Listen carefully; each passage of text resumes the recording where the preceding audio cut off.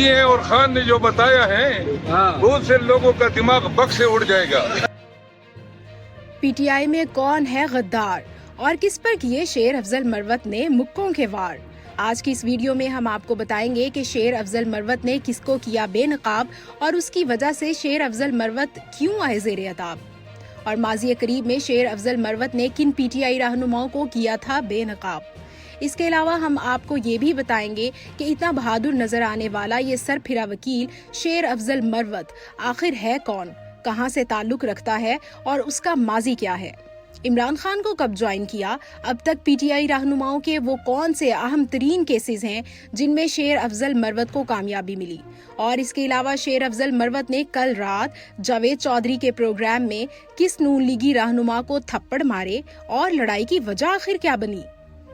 Video शुरू करने से पहले चैनल पर नए आने वाले तमाम दोस्तों से गुजारिश है कि हमारे चैनल और घंटी के बटन को जरूर दबाएं ताकि हर नई वीडियो आपको बर वक्त मौसूल हो सके।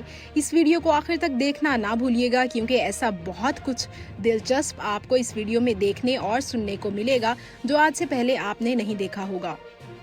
तो चलिए स्टार्ट करते हैं आज की वीडियो। सबसे पहले हम आपको बताते हैं कि गुज़श्ता रात इमरान खान के वकील शेर अफजल मरवत ने एक धमाकेदार ट्वीट करके मुल्क भर में काफ़ी हलचल मचा दी है।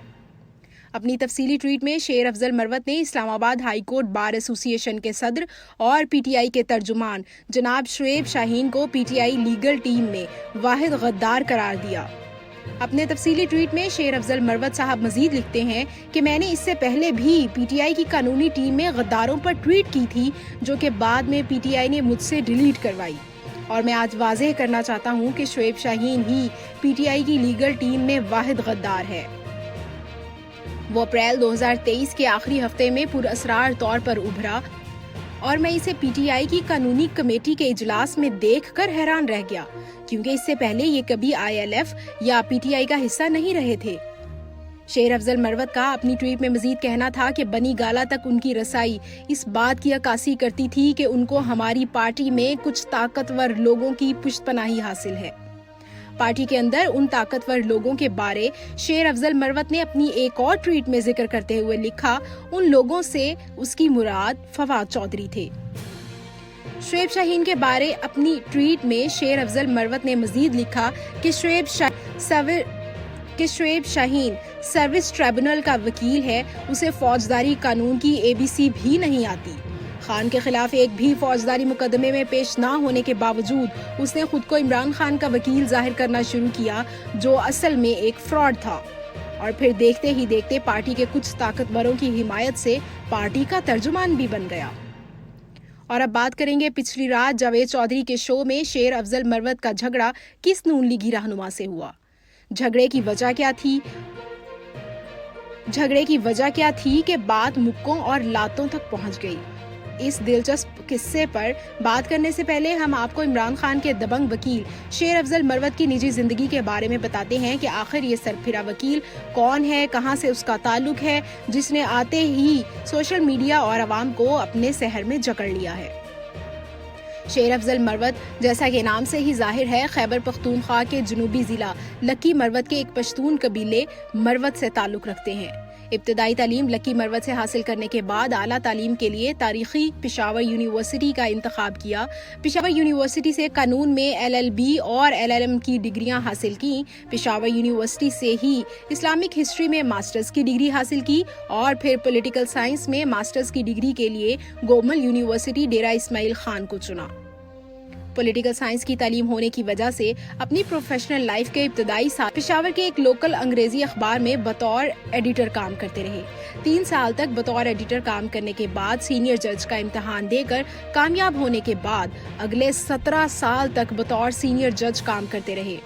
इसी दौरान उन्होंने यूके की कार्डिफ यूनिवर्सिटी से इंटरनेशनल कमर्शियल लॉ में मास्टर्स की डिग्री भी हासिल की।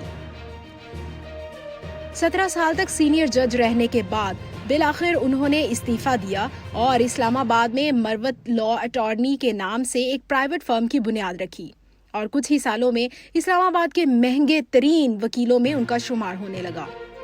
शेर अफजल मरवत चूंकि खैबर पख्तूनख्वा की साउथ रीजन से ताल्लुक रखते हैं तो वहाँ जमीयत उलमाए इस्लाम फजलुर रहमान के असर रसूख की वजह से सियासी तौर पर फजलुर रहमान के काफी करीब रहे। لیکن بعد میں کچھ اختلافات کی وجہ سے انہوں نے فضل الرحمان سے دوری اختیار کی اور 2017 میں عمران خان سے ایک ملاقات کے بعد ان کی شخصیت کے گرویدہ ہو گئے اور باقاعدہ پی ٹی آئی میں شمولیت اختیار کی۔ پی ٹی آئی حکومت کے دوران وہ مختلف لیگل ایشوز پر بلا معاوضہ حکومت کی معاونت کرتے رہے، لیکن اس تمام عرصے میں وہ لائم لائٹ سے دور رہے اور تمام فوکس ان کا وکالت پر رہا۔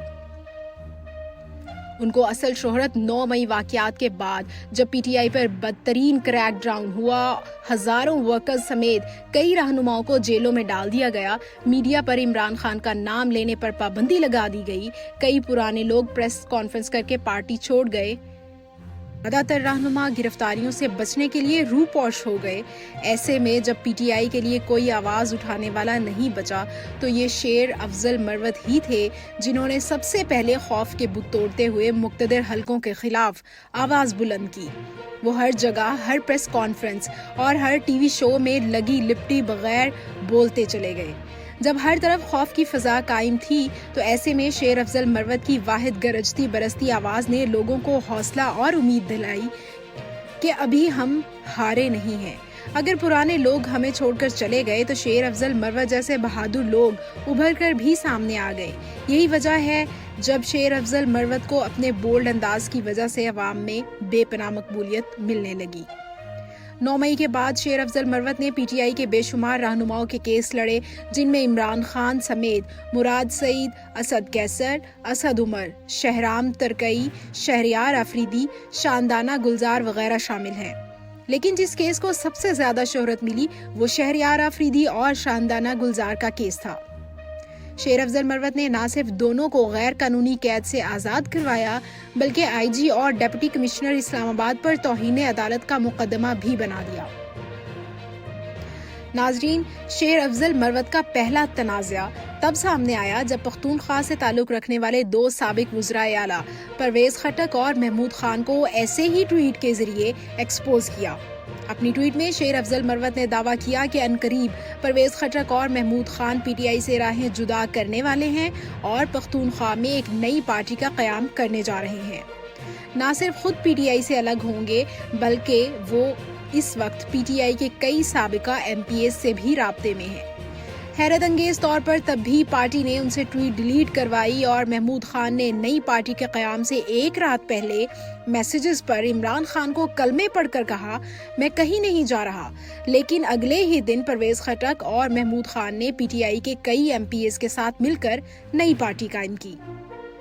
پرویز خٹک اور محمود خان مناسب وقت پر ایک اچھی پلاننگ کے تحت سامنے آتے، لیکن شیر افضل مروت نے وقت سے پہلے ان کو ایکسپوز کر کے مجبور کر دیا تھا کہ جلدی میں اپنی پارٹی کا قیام کریں۔ اب آتے ہیں ویڈیو کے آخری اور سب سے دلچسپ حصے کی طرف کہ آخر کیا وجہ بنی پچھلی رات شیر افضل مروت اور نون لیگی سینیٹر عفنان اللہ کے بیچ ہونے والے فری سٹائل لڑائی کی۔ عینی شاہدین کے مطابق پچھلی رات ایکسپریس نیوز پر جاوید چودھری کے شو کی ریکارڈنگ کے دوران نون لیگی سینیٹر عفنان اللہ اور عمران خان کے وکیل شیر افضل مروت کے درمیان لفظی جنگ اس وقت ہاتھا پائی میں تبدیل ہوئی جب نون لیگی سینیٹر عفنان اللہ نے عمران خان کے لیے مسلسل نازیبا الفاظ استعمال کرنا شروع کیے۔ شیر افضل مروت کے بار بار روکنے کے باوجود جب وہ باز نہ آئے تو پھر شیر افضل مروت نے اٹھ کر ایک مکہ عفنان اللہ کی کنپٹی کے نیچے جڑ دیا، جس سے عفنان اللہ تقریباً بے ہوش ہوتے ہوتے بچے۔ جب عفنان اللہ کے ہوش ٹھکانے لگے تو جواباً اس نے بھی شیر افضل مروت پر حملہ کر دیا۔ اسی دوران دونوں طرف سے مسلسل ایک دوسرے پر مکوں کی بارش ہوتی رہی اور آخرکار شو کی ریکارڈنگ کے لیے موجود عملے نے دونوں میں بیچ بچاؤ کروایا۔ جو تصویریں ابھی تک جاوید چودھری نے خود جاری کی ہیں اس کے مطابق تو شیر افضل عفنان اللہ پر بھاری ہی نظر آ رہے ہیں۔ یاد رہے سینیٹر عفنان اللہ سابقہ نون لیگی سینیٹر مشاہد اللہ خان کے صاحبزادے ہیں۔ مشاہد اللہ خان بھی اپنی بدزبانی کی وجہ سے مشہور تھے اور اب ان کے صاحبزادے کی وجہ شہرت بھی یہی ہے۔ شیر افضل مروت کے مطابق نون لیگی سینیٹر نے عمران خان کے لیے نازیبا الفاظ اور گالیوں کا استعمال کیا جس کی وجہ سے مجھ سے برداشت نہیں ہوا۔ شیر افضل مروت کے بقول میں صرف عمران خان کا وکیل ہی نہیں بلکہ وہ میرے مرشد اور میں ان کا مرید ہوں۔ اگر سینیٹر عفنان مجھے گالیاں دیتے تو شاید میں برداشت کر لیتا، لیکن اپنے مرشد کے لیے میں ایسے الفاظ بالکل برداشت نہیں کر سکتا۔ مجھے اردو میں گالیاں ہی نہیں آتی، اس لیے میں نے وہی کیا جو گالیوں کے جواب میں پٹھان کرتے ہیں۔ आखिर एक पठान कितना सब्र कर सकता था।